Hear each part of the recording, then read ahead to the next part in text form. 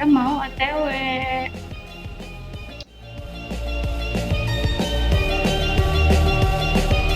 Holding me back, gravity's holding me back. I want you to hold out the palm of your hand. Why don't we leave it at that? Nothing to say, but everything gets in the way. Seems you cannot be replaced, and I'm the one who will stay. Oh, in this world, it's just us.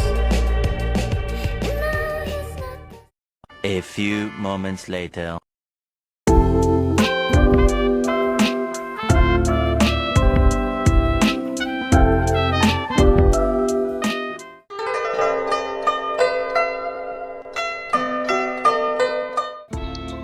Chandranaya berdiri sekitar 1862. Bangunan Tionghoa klasik ini merupakan rumah seorang mayor Tionghoa di Batavia, yaitu Mayor Chow Kim An. Mayor Chow Kim An lahir pada 5 Juni 1879. Chow Kim An merupakan menantu dari Tiong Hua Hue, pendiri organisasi Tiongkok modern pertama di Hindia Belanda. Ia memiliki kekayaan yang berlimpah. Ia mempunyai gerai toko beras dan bank pada masanya. Istrinya pun ada 14 orang dengan 24 anak. Struktur yang paling istimewa pada rumah sang mayor terlihat pada susunan rangka atapnya, yang disebut dengan tukong. Seperti rumah berlangganan Cina lainnya, bangunan Chandranaya juga memiliki bentuk atap yang melengkung dan tirisan yang ditopang oleh struktur kayu. Pada salah satu panel lukisan yang menghiasi dinding pada bangunan tersebut, terdapat tulisan dalam aksara Cina yang artinya kurang lebih, pada tahun kelinci di pertengahan bulan musim rontok dicatat kata-kata ini. Dari tulisan tersebut, diketahui bahwa bangunan tersebut dibangun pada tahun kelinci api yang jatuh 60 tahun sekali, yaitu pada tahun 1807 dan pada 1867. Gedung Chandranaya sempat menjadi kantor Sing Ming Hui. Sing Ming Hui telah banyak bekerja untuk kepentingan sosial seperti mendirikan poliklinik, perkumpulan olahraga, dan dalam bidang pendidikan.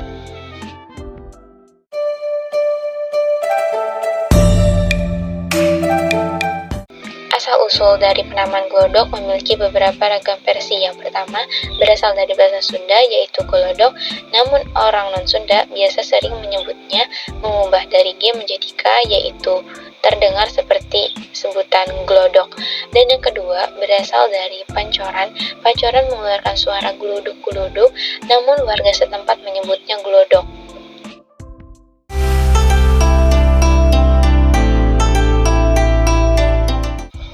Gedung ini merupakan pancoran tea house, namun dahulu kala tempat ini dibangun menjadi perkantoran Kapiten Genzi.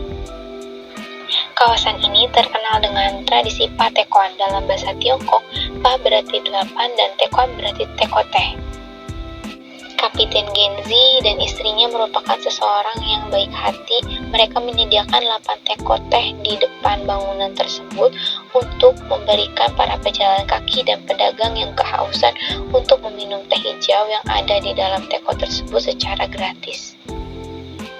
Sebelum menjadi pancoran tea house, bangunan tersebut merupakan bangunan apotek Chonghua. Apotek-apotek yang berada di sini merupakan sinsei yang tertua kedua di glodok.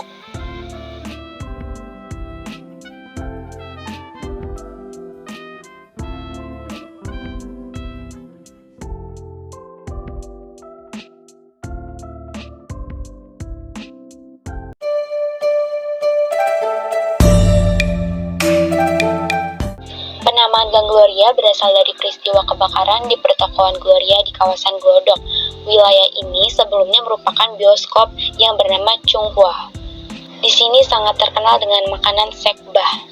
Sek itu enak baik itu bago. Tambah ini itu dari daging babi. Jadi katanya sih enak dingin. Ini namanya samcan.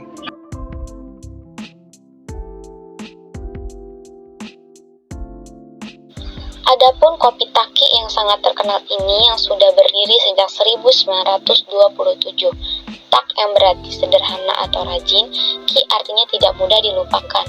Kopi di pecinan Gang Gloria ini masih mempertahankan keautentikannya. Hanya ada 2 menu yang ditawarkan di kedai ini, yakni kopi hitam dan kopi susu. Pada gang ini terdapat gado-gado direksi yang menjadi ciri khas.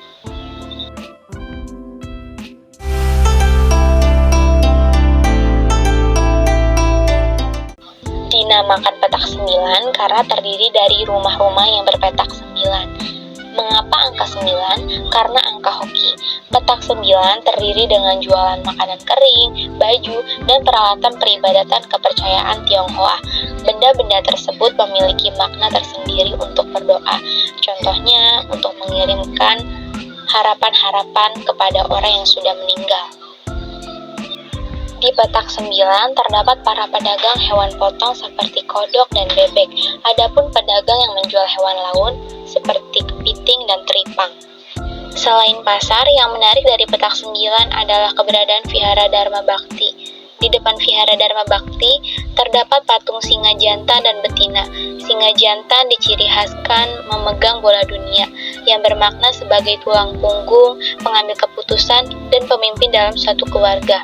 Patung singa betina diciri khaskan dengan menggendong anak karena seorang ibu yang memberikan pendidikan kepada anak.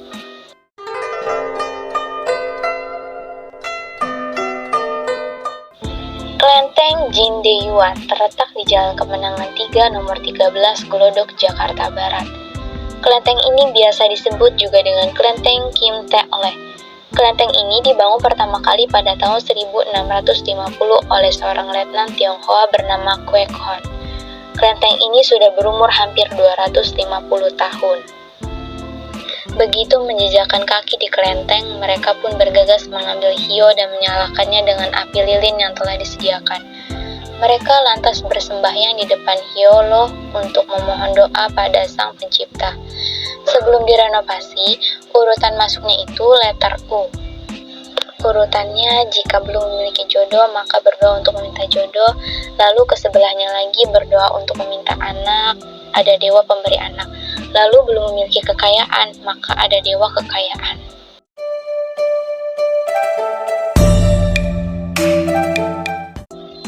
Gereja Santa Maria de Fatima terletak di Jalan Kemenangan 3, Glodok, Jakarta.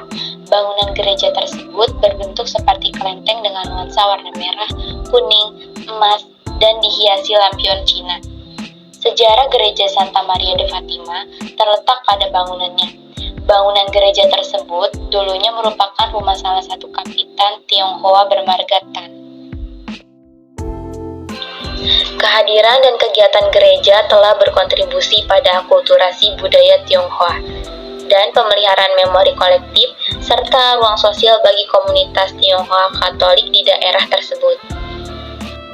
Pengaruh gereja terhadap komunitas Tionghoa terlihat dari berbagai aspek seperti arsitekturnya yang menyerupai kelenteng dan peranannya sebagai ruang kegiatan keagamaan dan sosial bagi komunitas Tionghoa Katolik. Pendekatan gereja yang terbuka dan inklusif serta kemampuannya untuk memberikan kenyamanan dan bimbingan kepada para anggotanya juga berkontribusi terhadap pengaruhnya terhadap komunitas lokal.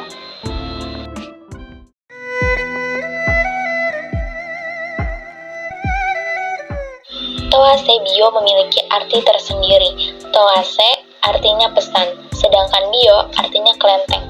Jadi Toase bio dapat diartikan sebagai kelenteng yang membawa pesan bagi umatnya. Dewa tuan rumah kelenteng Toase bio adalah Cheng Guan Cheng Kun, yang merupakan dewa yang menjaga masyarakat Tionghoa dari musibah yang berkaitan dengan air.